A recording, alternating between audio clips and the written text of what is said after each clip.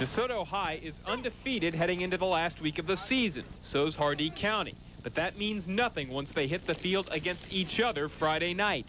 Beating Hardee is like winning the Super Bowl to us. The Hardee-DeSoto rivalry is 96 years old, the longest in Florida high school sports. But this year, they're linked by more than that. Both teams saw their towns devastated by Hurricane Charley. We had to come down here a couple days after to clear everything out. Stadium was condemned. Everything was wet. Roof collapsed in the field house. We have like roof damage and all that. And like we just got everything fixed, worked out, going around helping each other. With everything the guys from both DeSoto and Hardee have been through since the hurricane, you might think they'd share a special kinship that would transcend this rivalry. Not exactly. We don't too much talk to Hardee because, you know, like, little problem thing, like, we don't like each other. Hardee said we don't like each other, so just because we went through a tragedy, I'm not going to feel sorry for them and take it easy or anything. Last year they beat us 50-0, so we're hoping to do that to them this year. Both teams open the playoffs next weekend, but don't expect any looking ahead. Right now, we're just worried on DeSoto right now. That just hurt so bad last year being shut out, then them just keep running the score up on us, but, I mean, hurricane or not, we're just going to try to kill them this year. It sounds like it'll take a lot more than a hurricane to dampen this rivalry. In Arcadia and Wauchula, Clayton Ferrero, Wink Sports. A neat ending to the season. Both are still going to the playoffs no matter what happens, but they think this may be bigger than the playoffs. Yeah. DeSoto having a great year for the first time in a long time. Really remarkable. I remember talking to Gary Morton before the season, and to see what they've done now, amazing. All right, thanks Brian.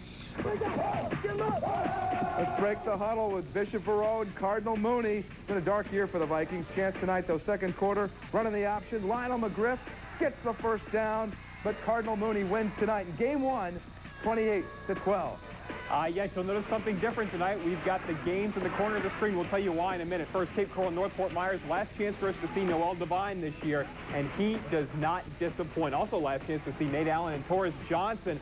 There they are, hooking up for 9 yards, makes it 14-all. Now, here comes Noel. Watch how fast he gets going. Look at the burst, 33 yards. His third touchdown of the night. He would score 5 of them on the evening. North wins it 51-27. Welcome to the Frenzy. I'm Brian Simon. And I'm Clayton Ferrero. We are going for a new Frenzy record tonight, 17 games. Can we do it? I think so. Let's get right to it. Our feature game, Hardee and DeSoto, the oldest high school rivalry in Florida. Fred Pierce, the oldest living DeSoto Bulldog, 99 years old. Heck, the rivalry's only 96. End of the first half. Tavares Presley needs to make something happen. Down 6-0. Here's something. Touchdown. Sean Smith, 7-6 Bulldogs at half. Second half, Travis Tubbs for Hardee. Tipped and caught. Justin Woods goes 54 yards, making something out of nothing. 12-7 Wildcats. Fourth quarter now. Presley rolling, throwing, picked off by Bryant Schumard. That ends the chance for DeSoto. Hardee wins 19-7. First time these teams have ever met as undefeated. Hardee has not lost in the regular season for more than 3 years. It really is amazing what Coach Bryan's doing there at Hardee. Well, playoff tune-up is a term you don't hear too often when you refer to Riverdale and Mariner. The Raiders are getting ready for just their second ever trip to the postseason, while trip number 5 for the Tritons. Javon Walker been the man all year for Riverdale, and he will do it again tonight. First quarter sweeping right. Picks up 23 yards and a first down, but the drive stalls. Mariner takes over, and it's Josh Raven's turn. Get out of his way, 50 yards. Mariner wins it 44-21. Gulf Coast and Estero. Tough year for both these teams. Corey Swanson of Gulf Coast to Dustin Locke on the quick hitter. He will take it all the way. Sharks win it 33-0. All right, Cypress Lake and Naples. What are we up to? Game 6, first quarter. Jermel Corbett. Can't find anybody to throw to. I think he's going to tuck it and run. Oh, they found somebody. Matt Torres, first down. Next play, Javon Pugh, the sophomore. They just keep rolling him out at Naples. 6 yards, touchdown. Naples wins 50-7. Venice and Charlotte. Wayne Campbell at quarterback for the Tarpons. Looking for Lance Francis. Got him. First down. Still driving. Campbell. Watch this play. Coming right at you. Woo! 3 guys there. Picked off by Adrian Platt. almost had it. Venice wins 35-0. Game number 8, Immokalee, the 2A6 champs, taking on American Heritage. Brian, I'm feeling the love. Oh. And you gotta love this, Philip Perez. Deep ball to Renan St. Preux. Nice pitch and catch. Indians win it 21-7 in their tune-up. All right, Dunbar finally made it into the playoffs this year. Lehigh almost played themselves in. A great streak at the end of the season. Tonight they meet head-to-head. Game 9 of the Frenzy. Lehigh has a big play on special teams. Block, punt. Tyrell James picks it up. Take it in, Go Tyrell. on, big man. Come on, Tyrell. Don't jump Look too at him high. dance. Jarvis Kinchin for Dunbar. Going to throw deep here. Got Travis McGree for a first down. Lehigh wins 23-8. Great winning streak at the end of the season. Double figures, game 10. Palmetto Ridge wrapping things up against Coral Shores. Derek Woods going long for Hugo Lopez. Wide open. Bears win it. Close one. Final score 28-7. Fort Myers and Key West, the Conks trying to move the ball on the ground, but T.J. Bright will have none of it. Whew. The Conks pull it out at Fort Myers, though, 21-20. Lewiston and Barron Collier, first quarter. Cougars down 6-0. Nick Caputo hits Brent Dillingham, reaches in, touchdown, ties the game at 6. Tigers come back, though. Richard Pope on the pitch, 22 yards, touchdown. Lewiston finishes the season with a win, 26-21. Port Charlotte and Lely. Lely's going to the playoffs, but Port Charlotte gets the jump on him. Will Orr setting up the screen, throwing, falling backwards. Greg Mandil, big game, sets up a touchdown. Port Charlotte wins 17-10. Do I hear game 14, Golden Gate and MacArthur North. Last game of Golden Gate's first season. Joey Woods to Marcus Bryce. Nice little cutback right there. Takes it in for a 23-yard touchdown. Golden Gate wins 36-0. We're into uncharted territory now. You out of breath yet? All right. I've got it. Ready to get back to Evangelical? 2 more games to go. Here we go. Let's do it. The 1A10 champs from Evangelical getting ready for the playoffs against Northport. P.J. Woods. Around the end and in. Big night for Woods. 177 yards rushing, 2 touchdowns. Coach Lynch, gotta love his ground game heading into the playoffs. Northport coming back, though. Justin Miller. The scramble, running for his life. But he makes it work here. First down, Northport wins it on the road, 43-22. LaBelle and Lake Placid Cowboys up 28-zip when Rashard Daniels finally gets the Green Dragons on the board, makes it 28-7, but LaBelle not done. Matt Davidson from a couple of yards out. LaBelle cruises 48-14. And finally, St. John Newman, LaSalle. Frenzy fun for all ages. Jesse Davis coming through a hole, taking a hit, and still getting into the end zone. St. John Newman finishes a nice season, 20-14. That's 17 games, a new Frenzy record! Yeah! That's pretty good. I don't know how. Don't know how. We got new schools next year. Ida Baker will have a team. How do you like this stuff? So we'll have to break it next year. More to come. Stay tuned. Going for 18 next year. Still to come on the Frenzy Hits of the Week. And a teenager puts religion ahead of football.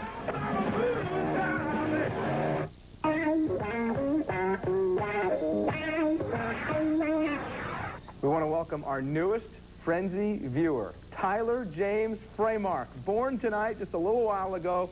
Congratulations to Bryce and Jackie. 7 pounds, 15 ounces, watching his first Frenzy. And Brian, you had some great advice for Bryce earlier. Enjoy the night tonight. It is the last night of sleep while they're taking care of. Last night of sleep you're going to get for a while. Absolutely. Now, of course, Bryce does the Time of Their Lives piece every week. It's time for that right now. He left it for us. Now, Estero's Gabe Mushref is a junior nose tackle who's observing the Islamic holy month of Ramadan. It's a time for forgiveness, generosity, humility, and during daylight hours, fasting.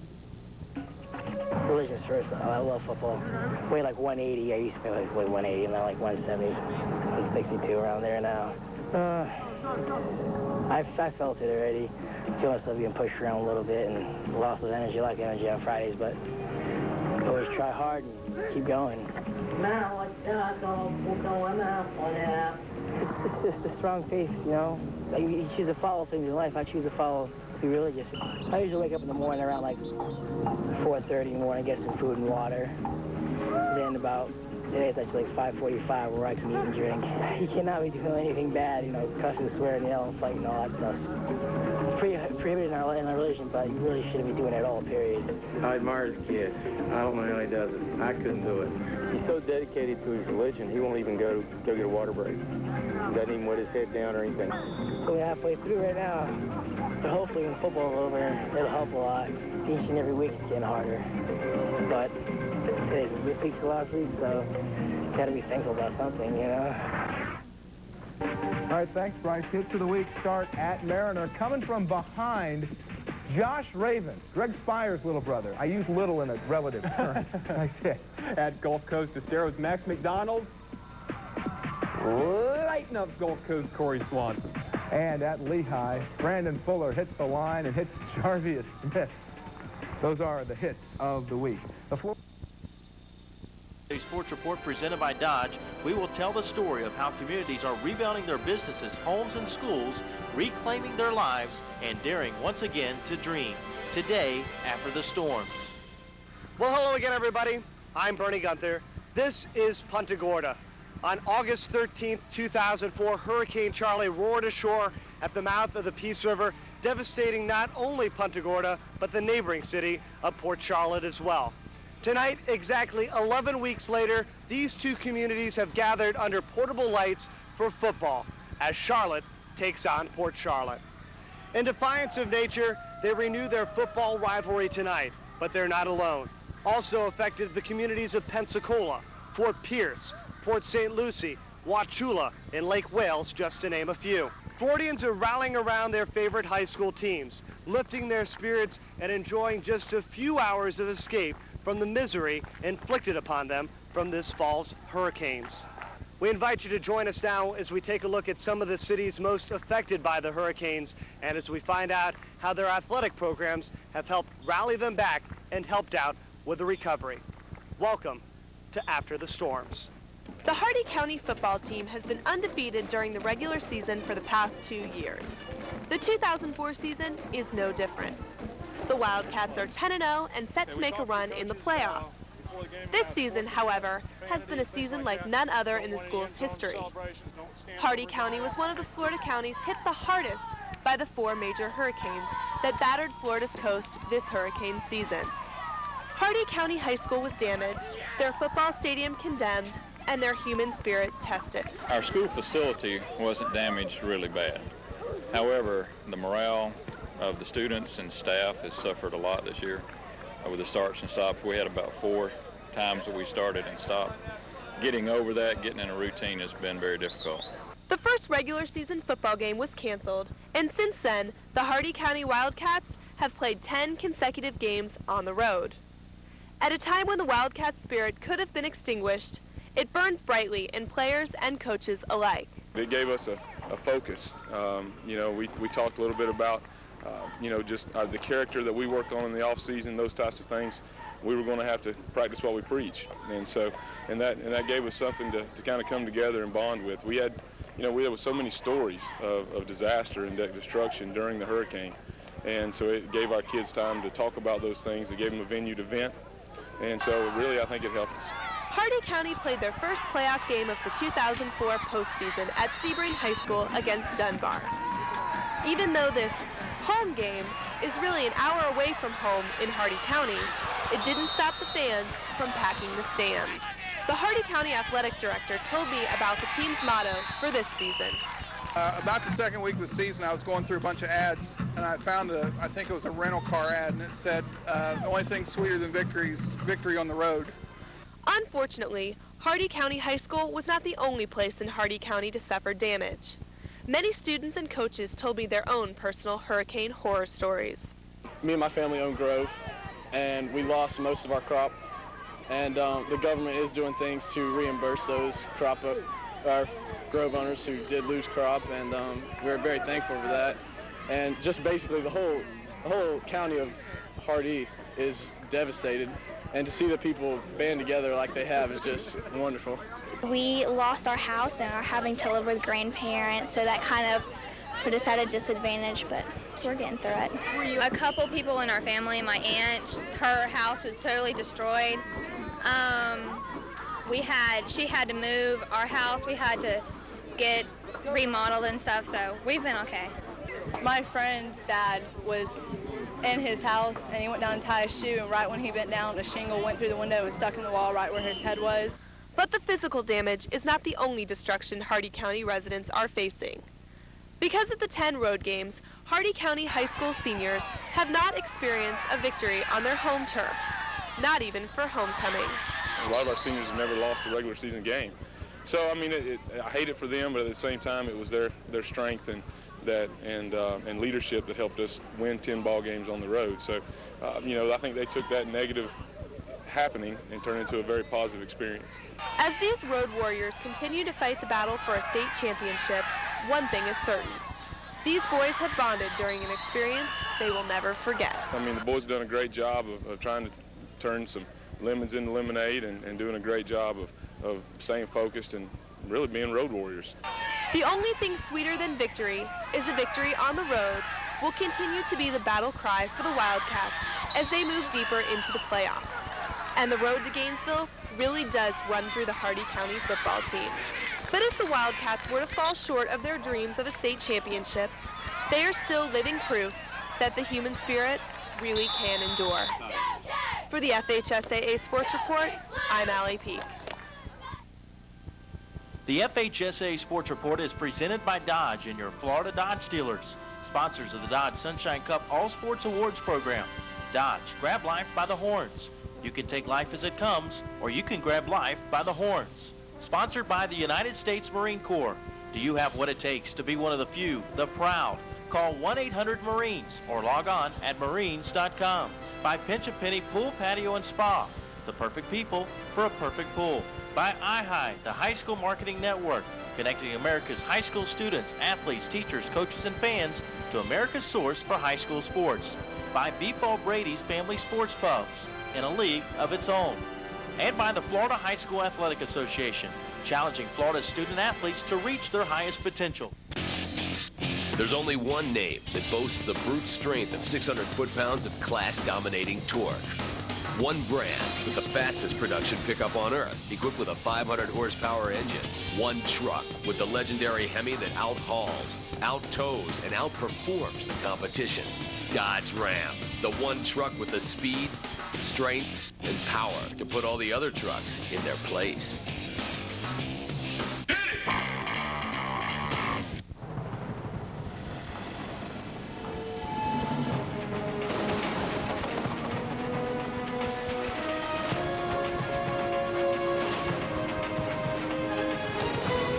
The passage is intense, but if you complete the journey, you will find your destiny among the world's greatest warriors.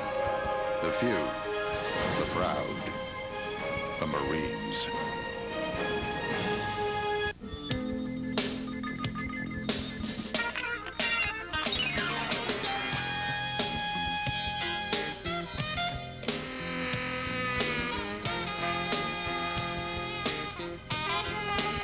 Different bikes. Different attitudes. Same insurance company. Now, one call to Geico could save you money on motorcycle insurance, too. When I was racing, I was the fastest thing around. I knew speed. That's why I take Goody's headache powder. It dissolves faster than tablets, and nothing races to relieve headaches faster than a Goody's powder. Goody's, it's just plain fast.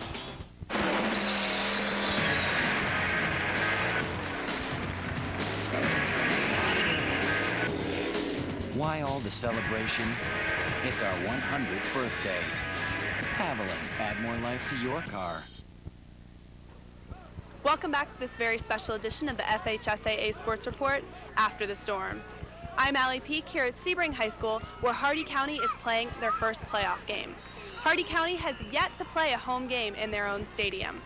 Right now, we're going to check in with Steve Nassine, who's in Pensacola, to tell us about the devastation that was handed to the Panhandle. The reminders of Ivan are everywhere, but on the field, it's all football for Navarre. The players voted to return. The game is a big part of repairing their lives. I just had kids come by my house over the weekend and asked Coach, what are we going to do? Are we going to play? You know, are we going to have a season? So I felt like it was my obligation to try to get everybody together. We just decided that we wanted to get everything back to normal as quickly as possible, and Coach said that this would be one of the ways to get this community back in order. So we decided to start playing again. It's strictly voluntary attendance. About 45 of 65 players are here. Some are dealing with severe damage to their homes, like quarterback Jeff Van Camp and lineman T.J. Williams. But football is providing a welcome diversion. Get my mind off the hardship of it, you know, mind off like how bad it is, and put my frustrations toward football. It got our minds completely off everything that's happened, and it's just football. We all love it.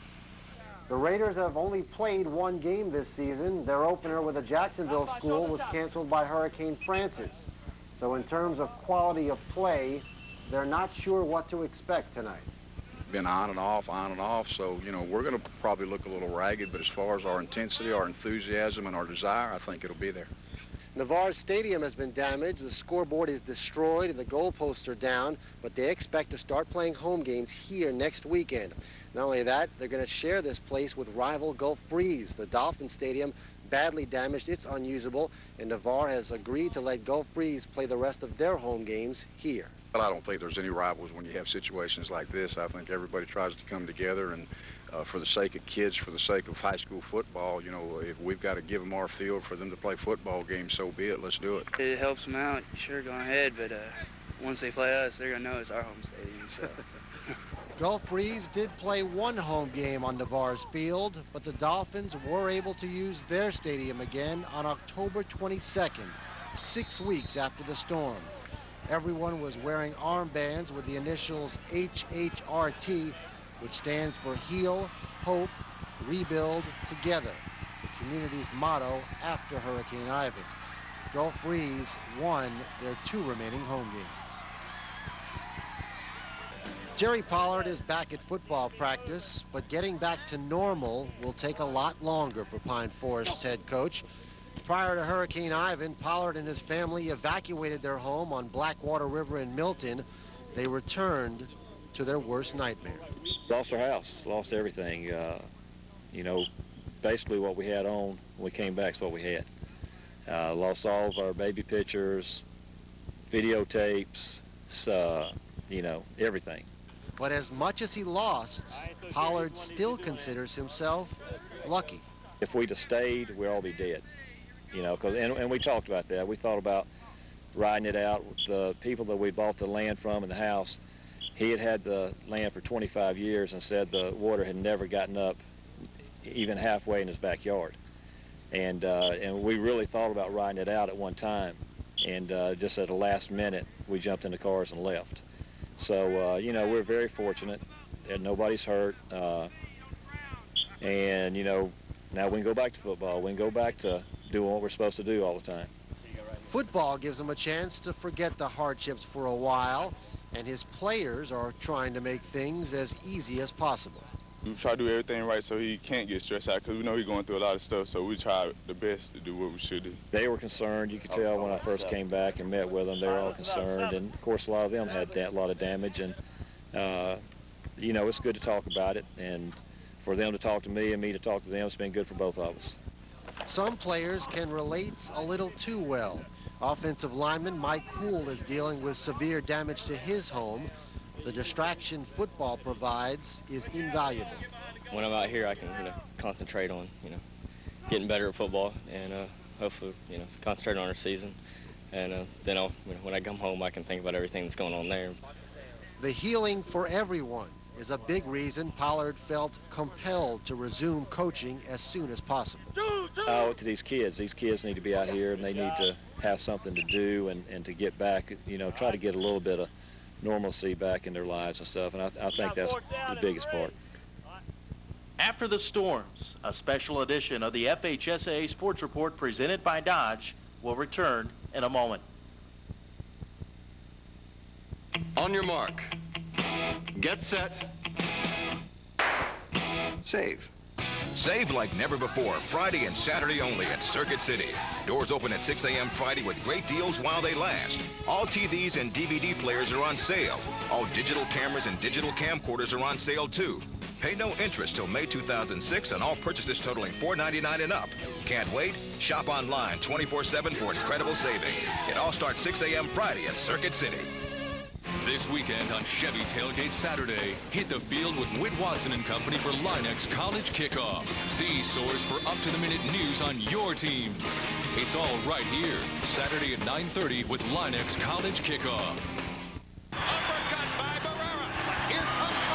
One historic rival. Another right hand by Morales, and another left hook from Morales. One victory apiece. There is no pretense of defense in this race. One chance to settle the score. This is what it's all about. Pride, honor, revenge. Morales Barrera 3, once and for all. Saturday, November 27th, live on pay-per-view.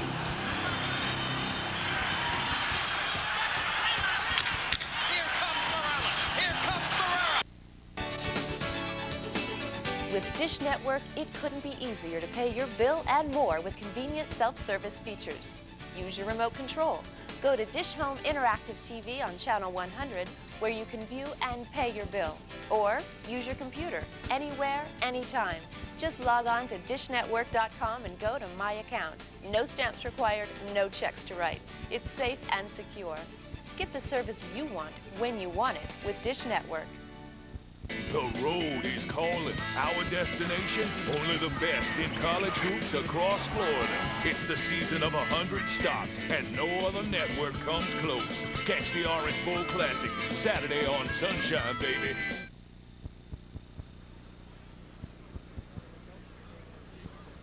Welcome back to After the Storms, a special edition of the FHSAA Sports Report presented by Dodge. I'm Bernie Gunther here in Punta Gorda. A big matchup tonight as Port Charlotte takes on Charlotte. And now we're going to take a look back at how athletics has helped both these cities recover from Hurricane Charley. Charlotte, Port Charlotte. Tonight they're on opposite sides of the field. A rivalry as rich as any you'll find in the state of Florida. But for the last 3 months, they have spent their days together, shocked by the effects of Hurricane Charley. We didn't think that it was going to be as bad as it was. Nobody did. And then, it popped up 2 categories in an hour and a half, and I ended up going over to we own a flower farm, and we stayed in a cooler, and it was pretty scary, watching. It's a family business, and it was all torn to shreds within 2 hours. And so basically we can't do that anymore. Our house isn't too bad, but we didn't swim for a couple days, which is kind of, we were all kind of worried. We couldn't really contact each other. Cell phones were down. But then finally, I called my coach around Monday or Tuesday last week, and then he said, we're going to be practicing here. And it was such a happy thing. I tried to call as many people as I could. I got everyone together because I drive, and I drove as many people here as I could, and it just felt so good to be with the team again and see that everyone was okay. Katie Coward is a member of the Charlotte High swim team. 1 year ago, the team was riding high as the boys brought home their first ever FHSAA swimming title. This season has been different, though. Her and her team were left without a pool the first few weeks of the season, and the team drove as far as an hour away south to San Carlos just to find pool time. It's a lot of gas and a lot of time, but if you're spending it with friends, driving up, listening to music, singing songs, and then coming here, having a good practice, and then going home, taking a nap, it's just like it was before, but just a little bit longer drive. These are just some of the sacrifices many of the athletes in Charlotte County had to make. Even though tonight Charlotte and Port Charlotte stand on opposite sides of the stands, the students have been going to the same school together, splitting the schedule during the day, Port Charlotte in the morning, and Charlotte in the afternoon. We're going to our opposite school, our rivalry schools. I'm going to the same class as our rivals. I know it doesn't sound like a big deal, but for the past 3 years, we've been known to kind of dislike each other, and now we're sharing classrooms and not getting to school till 1. It wasn't the best thing in the world, but we got used to it. We're doing all right now. We're accustomed to it, and we walk right by them at the end of school, and it's good. At first, it was like a big mess and everything, but after a while, we got really used to it, and I sleep in till 11 every day, so we've gotten really used to it. It's been fun. I've gotten used to it. it's going to be a little bit more difficult because before it was more of a physical thing, you know, train hard, get the goal. But now it's going to have to be a mental toughness type thing where we have to, you know, toughen up, become a team, and support each other to get our goal. Tonight, under the lights, the mood is different. Charlotte High's athletes are just thankful for the portable lights that gave them one last chance to end their season at home.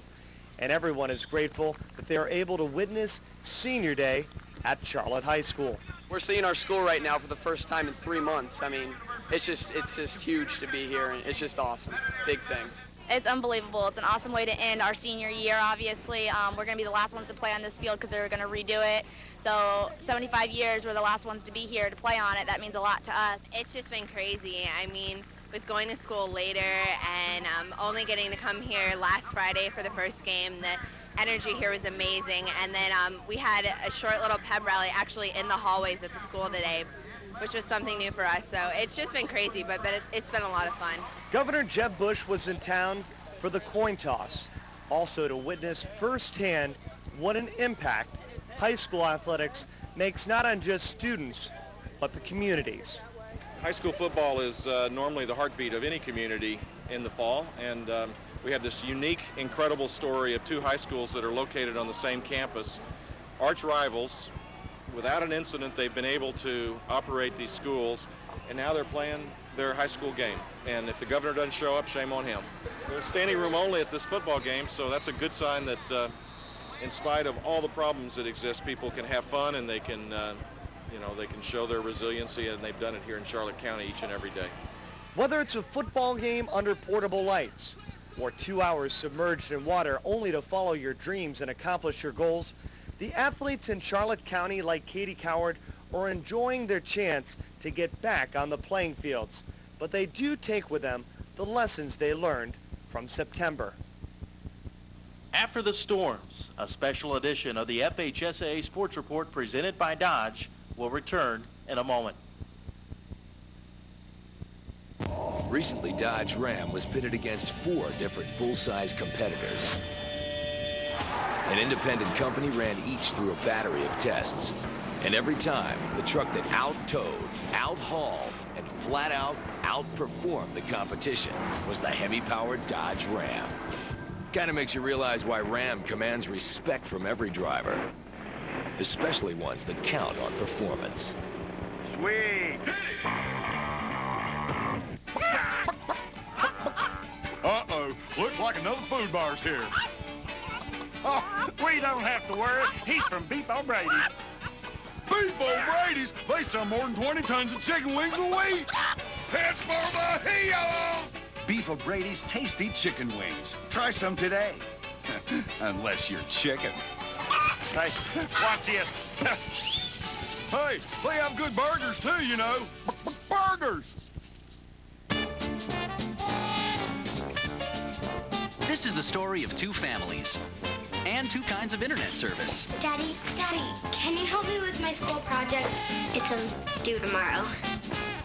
Tomorrow? Oh, this is gonna be a long night.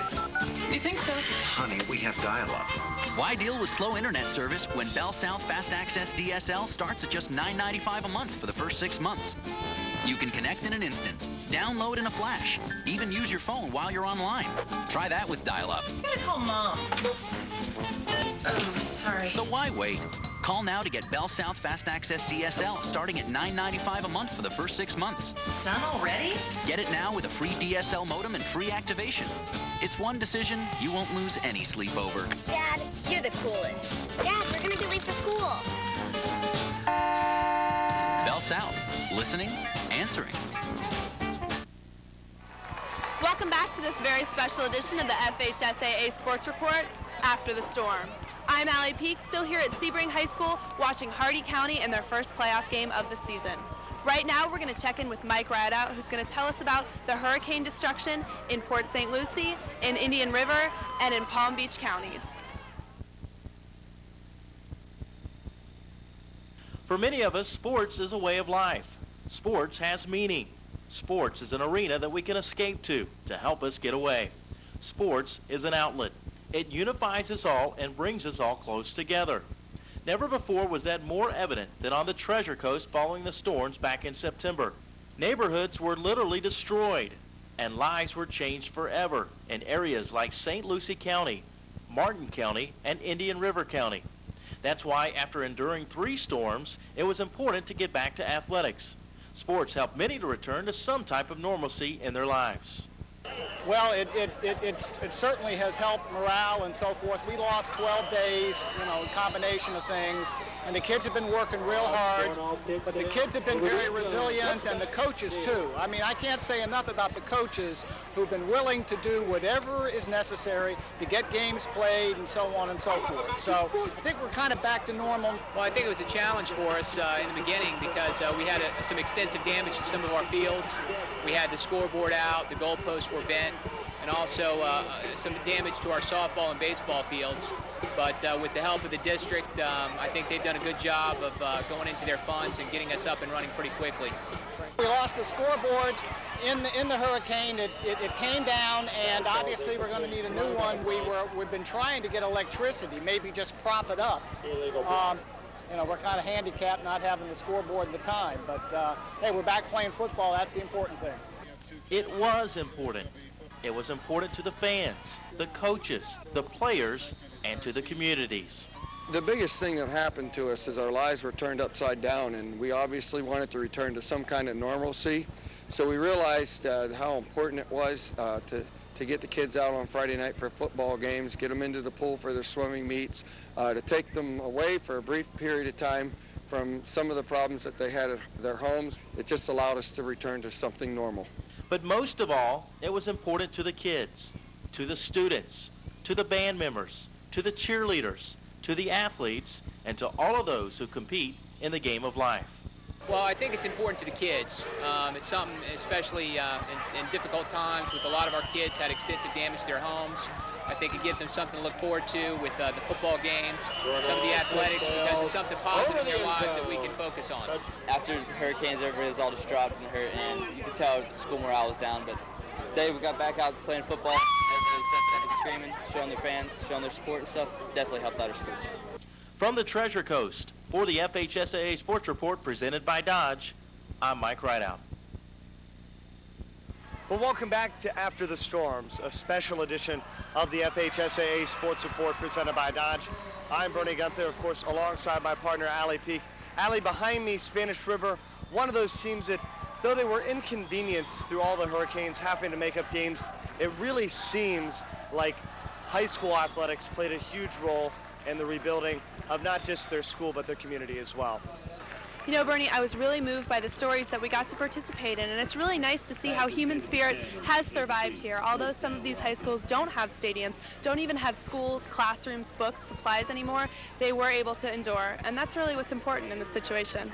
Well, Allie, we'll be looking forward to joining you once again. Our next edition of the FHSAA Sports Report will be coming very soon. The high school state championships coming from Gainesville. Until then, I'm Bernie Gunther. And I'm Allie Peak. Thanks for watching the FHSAA Sports Report presented by Dodge. The FHSAA